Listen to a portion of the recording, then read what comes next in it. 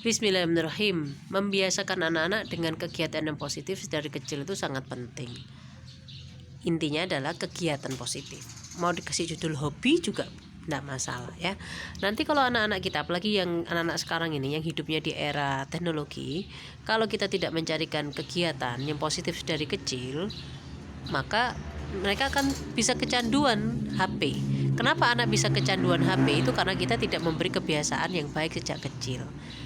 Pentingnya kita punya rumah yang ada halamannya, karena memang anak kecil paling bagus berkegiatan di bawah matahari, dia bergerak sesuai dengan kebutuhan fitrahnya.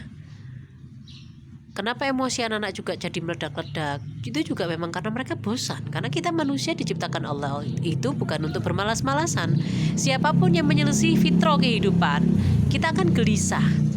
Barang siapa sedikit berbuat baik, maka akan ditimpakan gelisah, dawuh Rasulullah. Jadi anak kita nonton terus, kayaknya asik aja, tapi dia tidak bisa berhenti.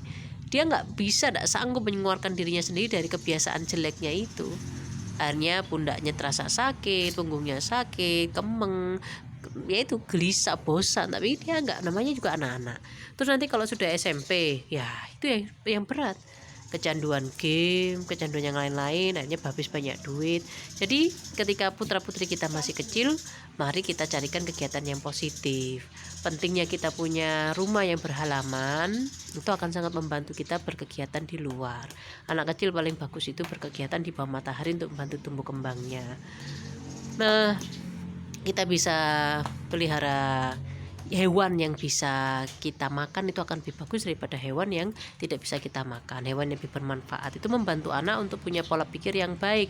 Kalau kita pelihara hewan kesenangan, maka yang dibangun adalah prinsip-prinsip kesukaan atau kesenangan saja. Tapi yang kalau dibangun dari prinsip manfaat itu lebih baik, karena itu akan membuat anak lebih mudah melihat mana yang lebih baik, mana yang lebih bermanfaat. Bukan tentang apa yang aku sukai, karena hidup itu jalurnya bukan jalur apa yang kita sukai, tapi apa yang baik, apa yang diminta oleh Allah kepada kita. Kalau jalur yang kita bangun adalah ruhnya, adalah ruh kesukaan, nah itu akan susah. Bermodalkan tanah yang kecil, kita bisa pelihara hewan-hewan kecil. Nah, pelihara hewan-hewan kecil berarti apa? Karena hewan itu makhluk yang bergerak, ya seperti misalnya burung puyuh, itu kan juga keluar telurnya, puyuhnya bisa kita makan, itu ada kotorannya. Nah, anak kita pagi disuruh ngasih makan, terus kita ajak bersih-bersih kalau mereka masih terlalu kecil. Nah, atau kita ajak berkebun, nah, itu sangat penting sekali. Hewan apa saja yang bermanfaat penting. Kalau memang suka ikan, ya kita pelihara ikan, kita barengi dengan hewan yang tidak bisa dimakan seperti kura-kura yang juga bisa besar dan itu juga butuh perawatan. Nah, kalau kita sedari kecil sudah menyiapkan kegiatan yang baik, maka yang kita bangun itu adalah watak-watak yang baik. Jangan biarkan anak-anak bersentuhan dengan HP.